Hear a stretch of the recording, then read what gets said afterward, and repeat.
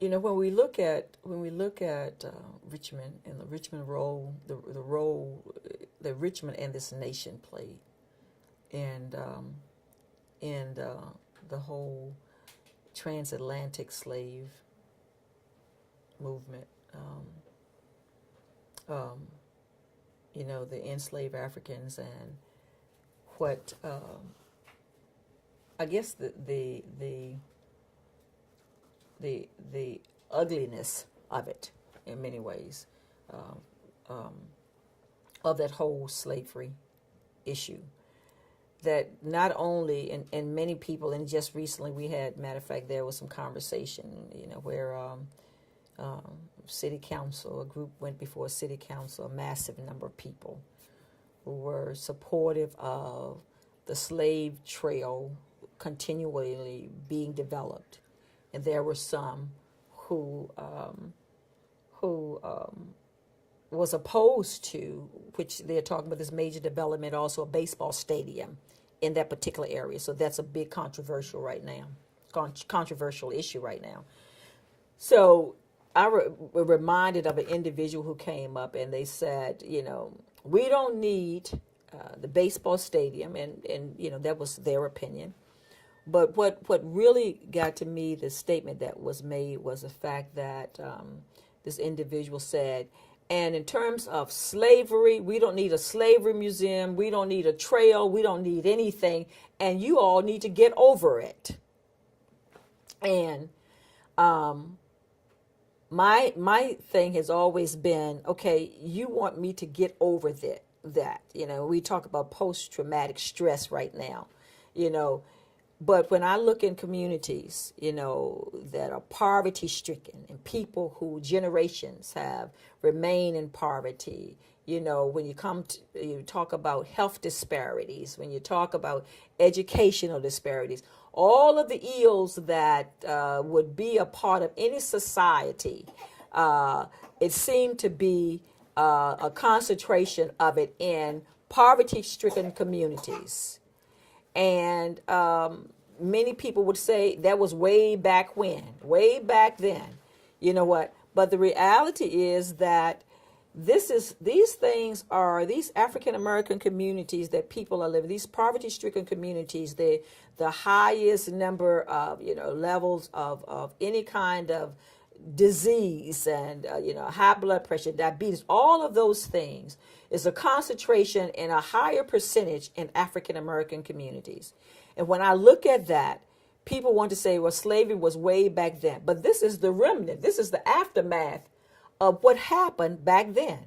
And so you have an unlevel playing field, and people who are still unable to not only was it slavery, but you had massive resistance, you had Jim Crow, you had all of these other laws that were put in place to continue to put their necks on a group of people, a race of people, to keep them down.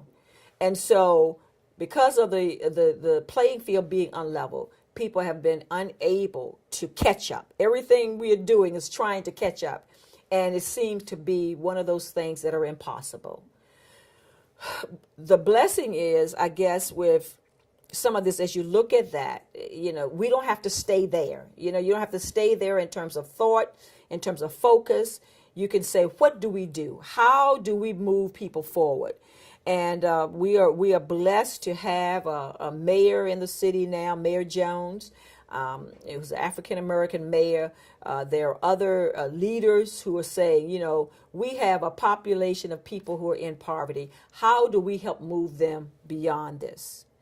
And I think that when you have things like the Lifeline expedition, when you talk about reconciliation, when you talk about all of these challenges that people, and talk about the challenges people are faced with, I think all of these things help to bring about transformation, so we can move beyond where people seem to be stuck.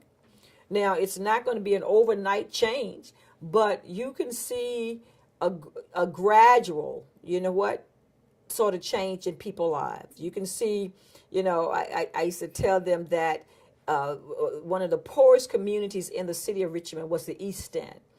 And I made a statement one day. I said, even the dogs are depressed. And the reality was that they were. I mean, they were walking around and scourging and looking for food and whatever. And so if you know when the animals of the community are like that, then you can imagine what's going on a lot of times with the people who are living there. And these were the poverty-stricken communities. Now I see, you don't see that anymore. You see transformation occurring. You see people who are programs put in place trying to empower individuals to rise above their circumstances. And I think that anything that happened, Lifeline, the talk on reconciliation, on race relationships, on this whole issue of slavery and the impact on people's lives. I think all of those things have been has been a force that again enabled people to begin to move forward with their own lives and many times also take some responsibility to help rise up. I think that it's not just it's not as much talk about the blame game. People are not playing that as much. They're saying, you know what, we've got to move forward. What does it take to do that? And how do I get it done? And I think you have players at the table now, individuals who genuinely care and want to see people become empowered to take responsibility for their own lives and to help move forward, whether it's education or otherwise. Now, I'm not trying to fast forward and say we don't have any challenges anymore, because you still have those things that are going on. But you can see change coming. You can see a transformation in many places. In some of those communities where there were no flowers, there are flowers now. Where people feel like, I want to be at the table to help make decisions for what is best for my community rather than someone making decisions for me. So I believe there's the collective effort of all of those things have helped to bring about made significant progress as a result of that.